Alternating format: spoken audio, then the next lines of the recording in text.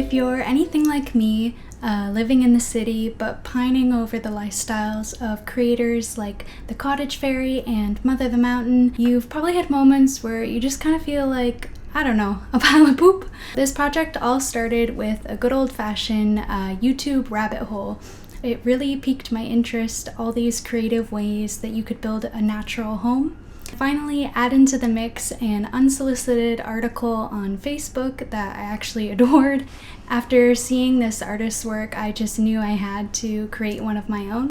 And it worked out really well because my houseplant actually needed some help being stabilized. So luckily I was able to visit my parents' lovely rural home and collect all the supplies that I needed. It was so nice to just spend time outside and explore the surroundings and take in every detail.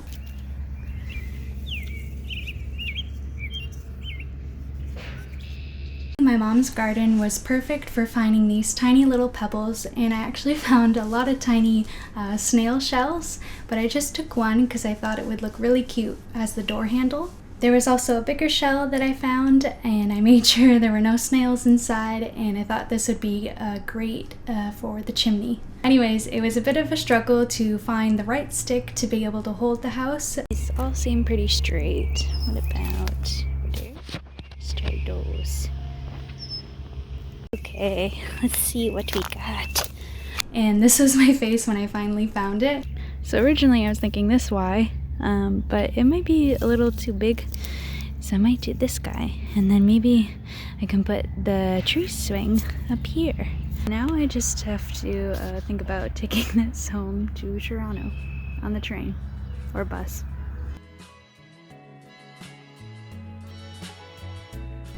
I honestly didn't really know what I wanted to use these pine cones for, but my childlike tendencies really came through in collecting and putting them in my pocket. So I just took a couple, and they actually ended up working really well to create the roof.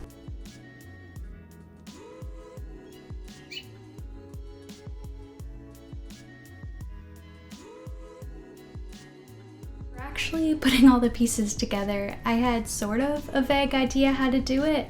I thought I would make the base in a piece of craft paper, and then I could build up the structure onto that just to give me a foundation to work off of. Essentially, I would lay the pieces down on the craft paper and then mark with a pencil where to cut the excess off and then glue it on.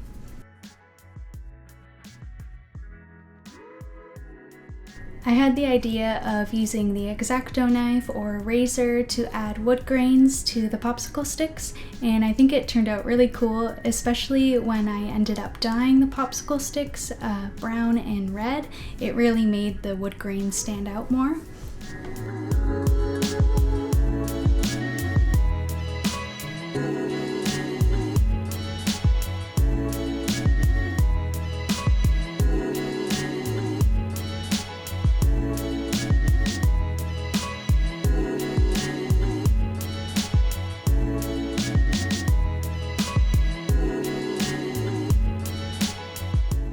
Luckily, I had just enough popsicle sticks to cover the house.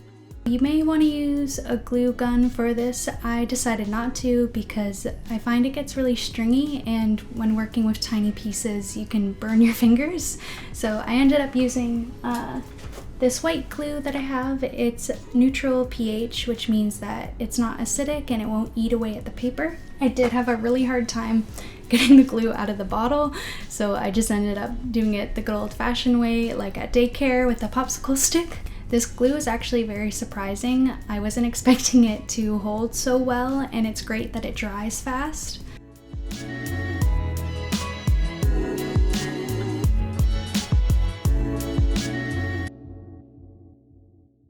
For the rope ladder, I tried to do the whole thing in crochet, but I found that it just kept twisting and I couldn't really get it to untwist. So I just did 2 rows of chains and then ended up weaving a piece of string and tying it to make those middle step pieces.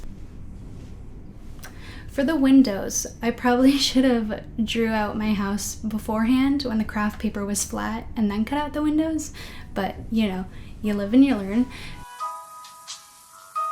For the windows, I decided to add little pieces of rope on the inside of the house, and then for the outside of the windows, I added a thicker piece of rope just to give it a nicer edge. I really enjoy houses that have a rock feature to them.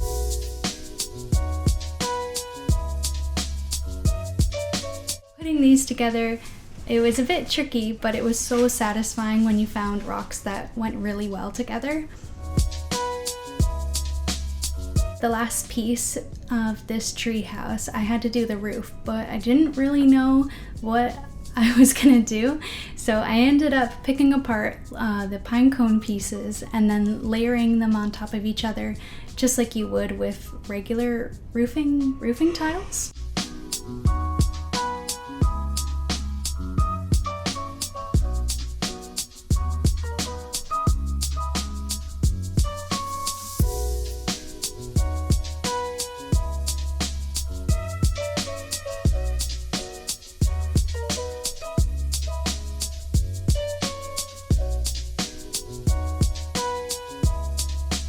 That's pretty much it. I used the leftover popsicle sticks to make the foundation on the actual branch.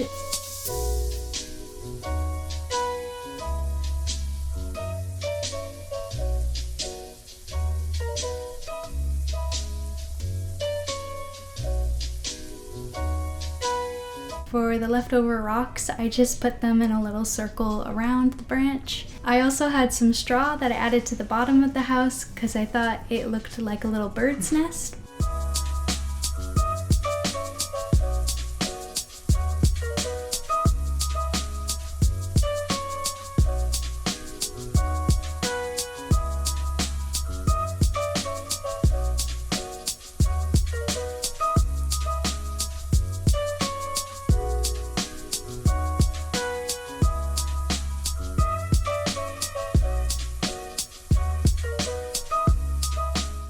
I did make the roof removable because I got some little electronic tea lights to put inside, and it's so cute at nighttime and so cozy.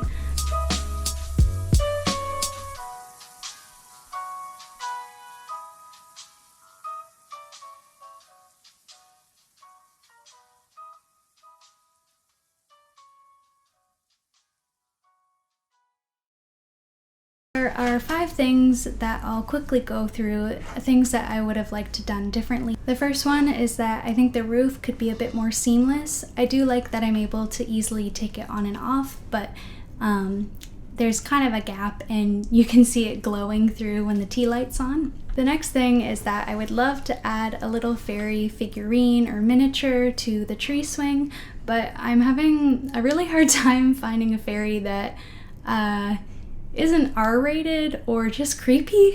If you know of any artisans that make miniatures, please send them my way. Another thing that I would love to do next time, and I did think about it for this one but just didn't end up having time, is to actually make the door open and close. I would love to actually do the whole process outside of making the treehouse, but obviously for the sake of this video, it's much easier to do inside. Finally, the foundation could probably be more secure. I kind of just threw it together at the end, and obviously this is the worst statement you would want to hear from someone who's interested in building their own home one day. But this is why we start with miniature projects. Overall, I'm really happy with how it turned out. I tried to approach this project with an abundance mindset of only using what I have.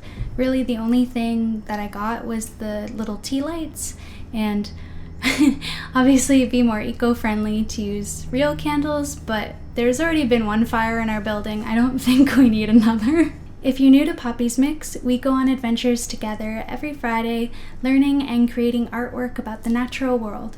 Be sure to subscribe today to join our creative community. Thank you so much for watching, and until next time.